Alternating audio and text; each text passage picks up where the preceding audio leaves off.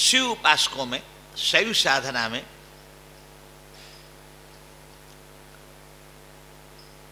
गणेश जी का ध्यान होता है और गणेश जी का विचित्र मूर्ति देखकर मन में सहज जिज्ञासा होती है कि इसका क्या तात्पर्य है, क्यों ऐसा हुआ होगा।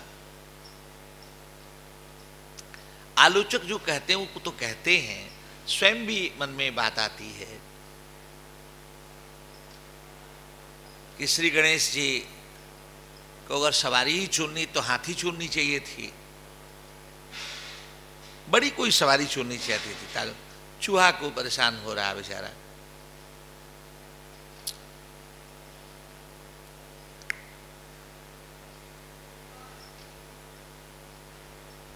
श्री गणेश जी का जो प्राकट्य हुआ वह श्री पार्वती जी से कथा जुड़ी हुई है।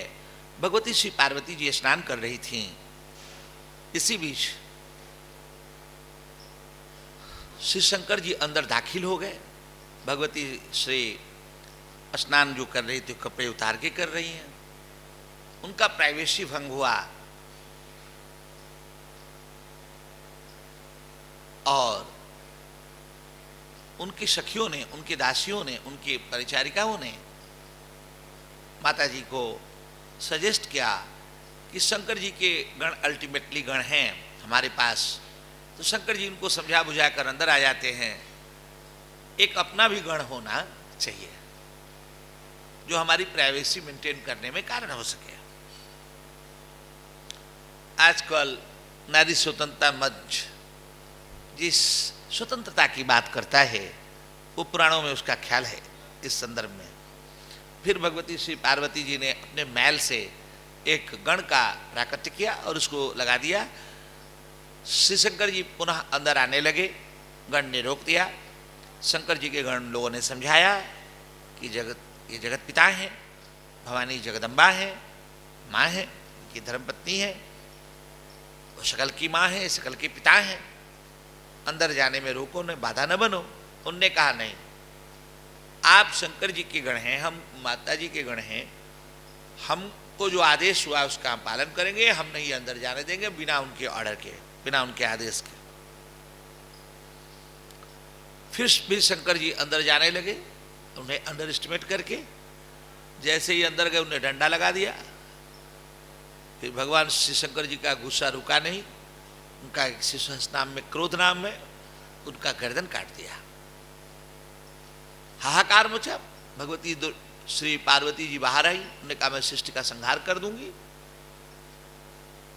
फिर देवताओं ने प्रार्थना की भगवान श्री शंकर जी से, देवाधिदेव महादेव से, आप किसी तरह से प्रलय से रोकें, आप कृपा करें। फिर शंकर जी ने श्री पार्वती जी के मन की बात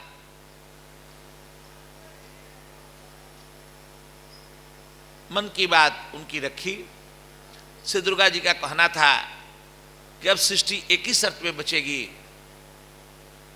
इस गण को हम जिसको मैंने खड़ा किया था इनको जिंदा करें और इनको गणों में विशिष्ट स्थान प्रदान किया जाए। भगवती जी की सब शर्तें भगवान श्री शंकर जी ने मान लिया और तैयार हो गए। अपने गण को भेजे, उत्तर दिशा की तरफ जाओ, जो माँ अपने बच्चे की तरफ पीठ करके सो रही उसे लेके उसका गलाओ, और वो हथनी थी उसका गला आया, लगा दिया गया। इस तरह से गणेश की मूर्ति का निर्माण हो गया। ये श्री शिव महापुराण में कथानक है।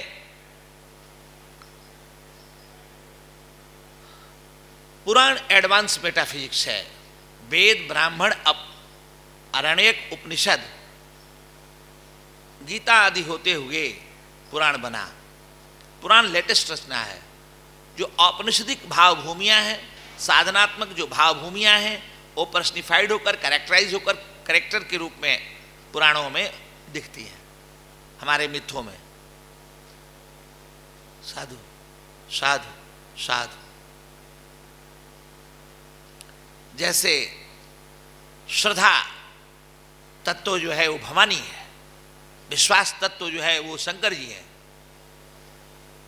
विश्वास की आत्मा श्री गणेश जी हैं, आत्मा वही जाए तो पुत्र। तो हम कथानक को अपने अंदर देखें, अपने सामाजिक जीवन में, अपने आध्यात्मिक जीवन में हम इससे कैसे लाभ ले सकते हैं, इसको देखें जरा।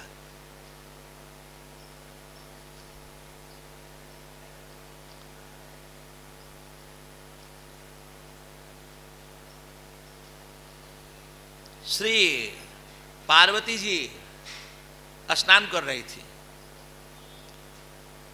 तो श्री पार्वती जी अल्टीमेटली शंकर जी की अंश है। वो अर्धनारीश्वर जब शंकर जी होते हैं तो पार्वती जी उनमें समाई रहती है। चेतना की 5 दशाएं, क्षिप्त विक्षिप्त मूढ़ एकाग्र और निरुद्धावस्था। पर्वत सदृश एकाग्रता पर्सनिफाइड होकर के पार्वती है, निरुद्धावस्था शंकर जी। तो एकाग्रता का जब लय हो जाता है तो निरुद्धावस्था, एकाग्रता में जब लय कर जावे, एकाग्रता जब लय को प्राप्त हो जावे तो पार्वती मानो पर्वत सदृश एकाग्रता जब तय होने लगती है, थोड़ी देर में वो लय कर जाता है, इमर्ज कर जाता है। तो जिसमें इमर्ज कर जाए वो वही शिव है, शिव तत्व है ठाकुर जी। तो ये शिव की पार्ट है। पार्वती जी स्वयं वो जो एकाग्र अवस्था है, जो असंप्रज्ञात समाधि है, संप्रज्ञात समाधि में एकाग्रता तय होती है, विवेक तय होता है। तो वो जो असंप्रज्ञात समाधि का पार्ट ही संप्रज्ञात समाधि है। असंप्रज्ञात समाधि के प्रकट होने पर संप्रज्ञात समाधि उसी में समा जाती है। ऐसे ही शंकर जी में भवानी समा जाती है, विश्वास में श्रद्धा समा जाती है। श्रद्धा रास्ता है, विश्वास मंजिल है। भवानी शंकरु श्रद्धा विश्वास रूपिणौ याभ्याम बिना न पसंती श्रद्धा स्वांतस्तम ईश्वरम। श्रद्धा विश्वास के मिलन के बिना सिद्ध जन भी अपने हृदय में भगवान का दर्शन नहीं कर पाएंगे। याभ्याम बिना न पश्यन्ति सिद्धा स्वांत अस्तमीश्वरम। याभ्याम बिना न पश्यन्ति भवानी शंकरौ वंदे श्रद्धा विश्वास रूपिणौ। याभ्याम बिना न पश्यन्ति सिद्धा अस्थान। शुद्ध जन भी नहीं दर्शन कर पाते हैं। श्रद्धा विश्वास का मेल देखना बहुत जरूरी है। अभी जो श्रद्धा है वो भवानी है और विश्वास शंकर जी हैं। मैंने आपको निवेदन किया कि भवानी शंकर जी की पाठ हैं और भवानी स्नान कर रही हैं। तो जो उपनिषद में आया कि जो इष्ट है वो रस का विग्रह है, रसो वैसा। तो जब आप इष्ट का ध्यान करते हैं तो रस का स्राव होता है। वही रस का जो स्राव है उसी में स्नान हो रहा है। रस जल रूप है, उसमें स्नान हो रहा है। और किसका स्नान हो रहा है? शंकर जी की पाठ का, पार्वती जी का स्नान हो रहा है। उनकी पाठ है, उनकी अर्धांगिनी है ना, वो पत्नी को अर्धांगिनी अपने सनातन दर्शन में कहते हैं। तो वो भगवान की है और भगवान के थ्रू ही जल मिल रहा है जिससे स्नान हो रहा है। और स्नान काहे के लिए हो रहा है? भगवान के लिए हो रहा है। पतिव्रता है बाबा, स्नान काहे के लिए हो रहा है? पतिव्रताओं की जीवन का हर क्रियाकलाप पति की प्रसन्नता के लिए। सांस लेना, हिलना, डुलना, स्नान करना, सजना, झरना, जो भी है बाबा इष्ट की प्रसन्नता के लिए नहीं। मैंने आपको निवेदन किया भगवान की तरफ से कि भगवती श्री पार्वती जी भूल कर बैठती हैं। जिस शंकर की अर्धांगिनी होकर, जिस शंकर के दिए हुए कृपा जल से, स्नेह जल से स्नान करती हैं। आप जानते हैं शादी विवाह होता है तो शादी विवाह में एक स्नेह जल आता है लड़कियों के स्नान करने के लिए। ठाकुर जी, जल से स्नान कराया जाता है। तो ये जो स्नेह जल है जो आया है वो शंकर जी से ही प्राप्त हुआ है। और उनको अंडर एस्टिमेट कर देना, उनको न ध्यान में ले लेना, उनको अवॉइड करना, उनका अनदेखा करना, उनको नजरअंदाज करना, जिस इष्ट के आप अंग हैं, जिस इष्ट के द्वारा और जिस इष्ट के लिए आप साधना उपासना रत हैं, स्नान बना रही हैं, उस इष्ट शिव को ही नकार करके जीती हुई वो गण को बनाती हैं। वो मैल से बनता है। तो शरीर के मैल से, पसीने के मैल से नहीं बनता, ओ दिमाग के मैल से बनता है। दिमाग की भूल चूक है ये, दिमाग के प्रमाद से। इसीलिए वो जो गण था वो दिमाग की भूल, दिमाग का प्रमाद, दिमाग के चूक ने शरीर धारण किया गण के रूप। इसीलिए शंकर जी उसके दिमाग को ही काटते हैं, वो प्रतीकात्मक है।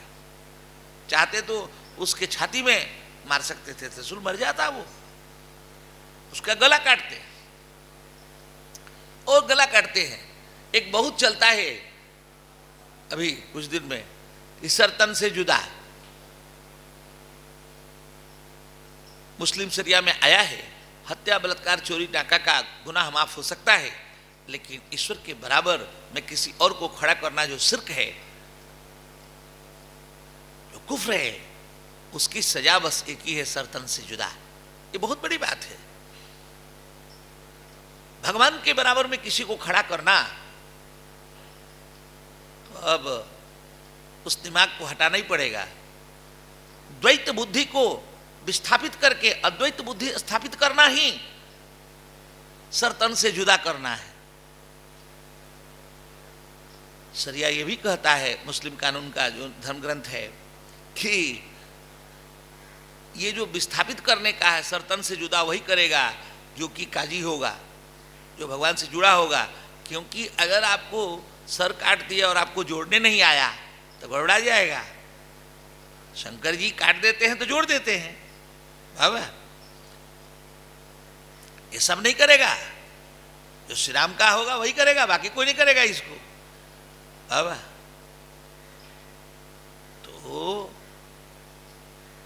तो रोगी को नहीं मारना है, रोग को मारना है, भूल को मारना है, भूल करने वाले को नहीं मारना है, दोष को मारना है, दोषी को नहीं मारना है। ये फिजिकली ट्रांसप्लांटेशन की बात नहीं है, भौतिक रूप से मस्तक काट के दूसरा मस्तक लगा दिया गया, यह बात नहीं है। इसमें है जो द्वैत बुद्धि है, शंकर जी और पार्वती जी को, पुरुष और प्रकृति को अलग अलग समझना, ये जो भूल है बाबा, उसके तहत ही सब कुछ है। ये प्रकृति उसकी पार्ट है, और उसको अलग समझने की जो भूल है, उस भूल गण का गर्दन काटा, अर्थात द्वैत बुद्धि को विस्थापित करके अद्वैत की स्थापना करना। यह शिव का धर्म है।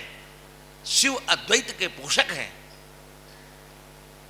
अद्वैत का अर्थ होता है दूसरा नहीं, सेल्फ, केवल, बाबा उसकी स्थापना की गई।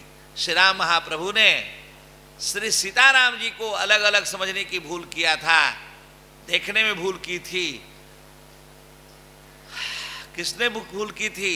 जयंत ने। भगवान का सामर्थ्य, भगवती जी के चोंच मार दिया था चरण में, उसने भी समझने की भूल की थी, उसने देखने में भूल की थी। उसके देखने में द्वैत था, इनके समझने में द्वैत था, तो उसका भगवान ने पकड़ करके एक आंख कर दिया था, देखने की भूल खत्म हो जाए। ठाकुर जी, भगवान के बराबर किसी को समझने की भूल करना, उसको एक नयन बना दिया था। ठाकुर जी, इन कथानकों का बड़ा रहस्य है। इससे हमें प्रार्थना करनी है कि हे भगवान, जिस तरह से आपने एक नयन बना दिया जयंत को, जिस तरह से आपने गण का गला काट के हाथी का गला लगा दिया, वैसे हमारे को भी कृपा कीजिए। हाथी के गला में जो सबसे बड़ी बड़ाई है वो नाक और कान की है। नाक कान ब्रीदिंग लेंथ का लंबा होना, और कान का जितना ब्रीदिंग लेंथ लंबा होगा दिमाग बड़ा होगा, कुल काम होगा, सीजन होगा, फिर सुनने की क्षमता बढ़ेगी। शंकर जी की बात ही नहीं सुन रहे थे गण, बाबा। विश्वास से कोई बात कही जाए और न सुनाई पड़े, कल्याण की मूर्ति है भगवान शंकर जी, नहीं सुन रहे थे, उनको विस्थापित कर दिया। हम जब कल्याण और मंगल की बात न सुन पाए, बाबा कब होगा? जब हम काम क्रोध से ग्रसित होते हैं, ब्रीदिंग लेंथ शॉर्ट होता है। ये नाक का बढ़ना ब्रीदिंग लेंथ का लंबा होना है। ठाकुर सांस गहरी चले, नाक से नाभि, नाभि से नाक तक, नाभि से सांस को उठाकर मस्तक तक ले जाना, नीचे है। अच्छा, गणेश जी का जो सूंड है, गणेश जी की जो नाक है, वो नाभि तक से नीचे तक रहती है। नाभि से सांस ऊपर उठाएं, मस्तक के हेड तक ले जाएं, सहस्त्रार चक्र तक, मणिपुर से उठाकर सहस्त्रार तक ले जाएं, फिर उसे नीचे लाएं, फिर ऊपर ले जाएं, फिर नीचे लाएं। इससे आप गणेश तत्व का पूरा लाभ ले पाएंगे। गणेश जी के हाथ में अंकुश है, गणेश जी के हाथ में अंकुश है। पहले ये कहें कि गणेश जी चूहे पर क्यों हैं। चूहा जो है वो संस्कृत में उसको मूषक कहते हैं, मुस्त धातु से बना है। मुस्त मतलब होता है चोरी करना, संग्रह करना। संग्रह करने के हमारे अंदर चोरी जमाखोरी की जो पार्श्विकता है उस पर उसको रेगुलाइज करना गणेश जी के विशाल व्यक्तित्व से संभव है। वो जो मोटा गणेश जी हैं, मतलब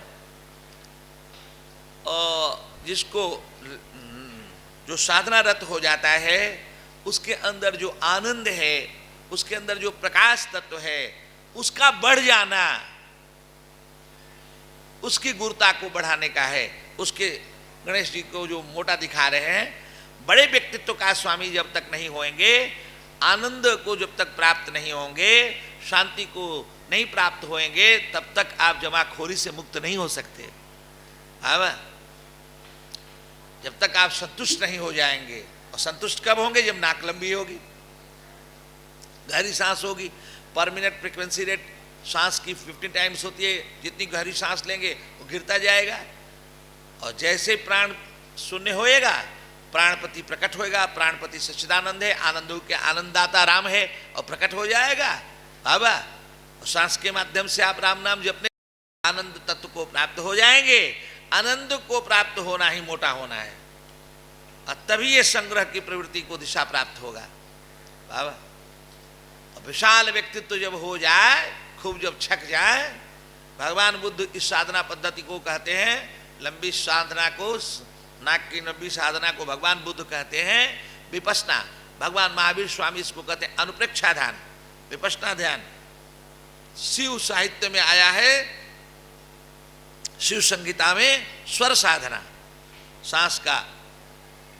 बाबा, दोनों नाक सम चले, बाई नाक चले तो ईड़ा, दाहिनी नाक चले तो पिंगला, बाई नाक चले चंद्रमा, दाहिनी नाक चले सूरज।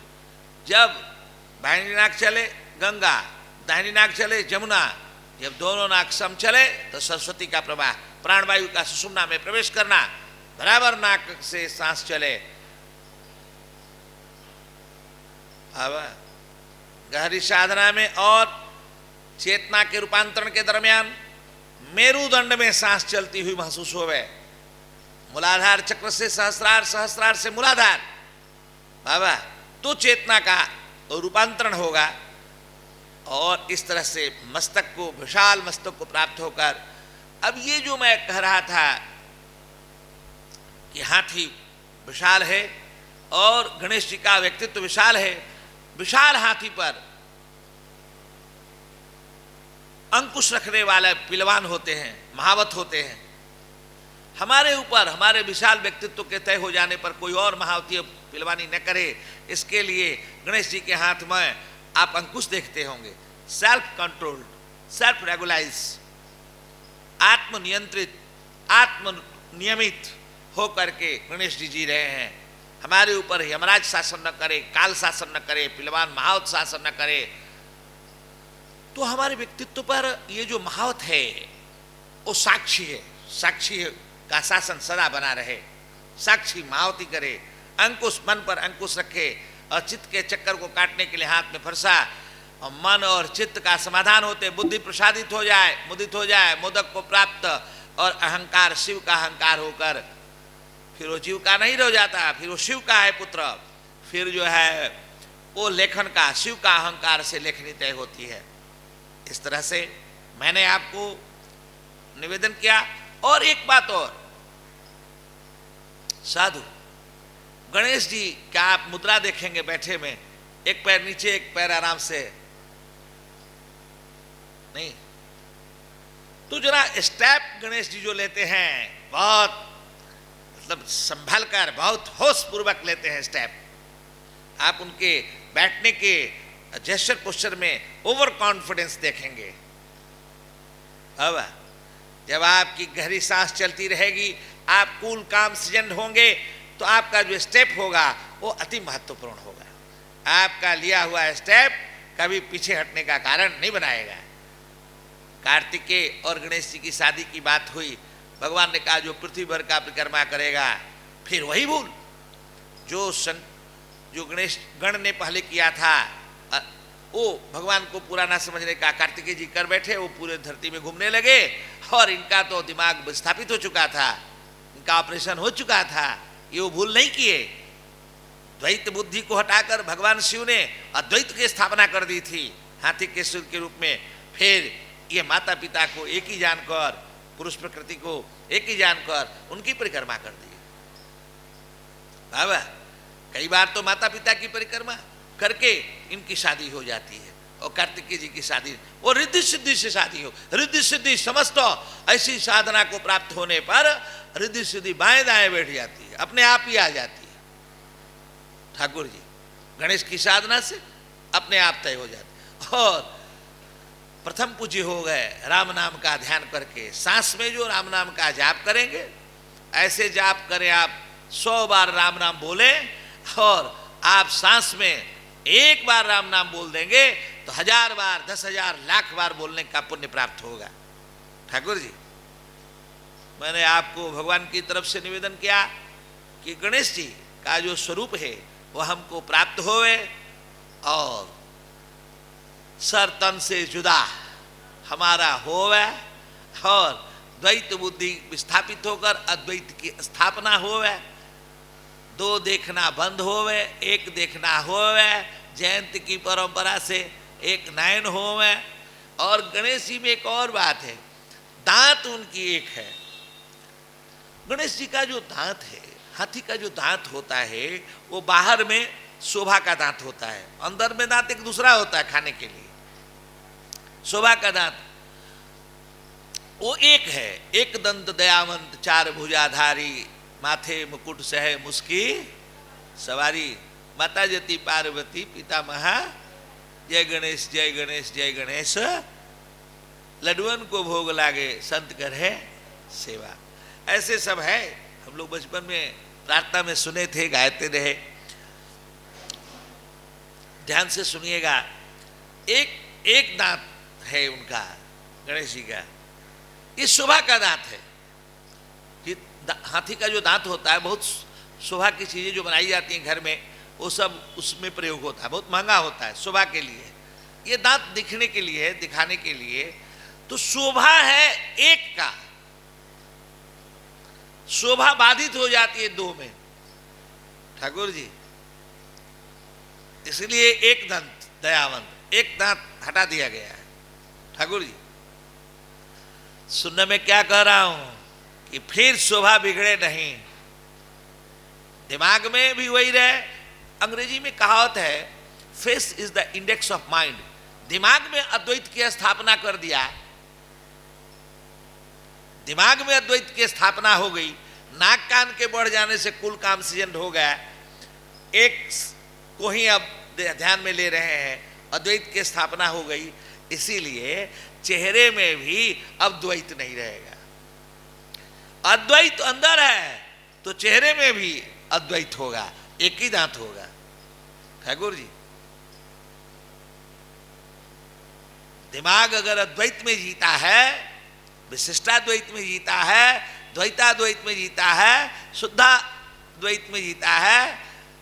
श्री वल्लभ स्वामी शुद्ध अद्वैत कहते हैं, श्री निम्बाक स्वामी द्वैताद्वैत कहते हैं, श्री रामानुज स्वामी श्री रामानंद स्वामी विशिष्टाद्वैत कहते हैं, लेकिन सब अद्वैत कहते हैं। तो जो अद्वैत है अगर अंदर में है तो चेहरे में भी दिखेगा। ये तो शुद्ध, ये तो भगवान शिव का अद्वैत है साधु। तो अंदर में दिमाग में अद्वैत तो है, इसलिए दांत एक है। ठाकुर जी साध साध साध।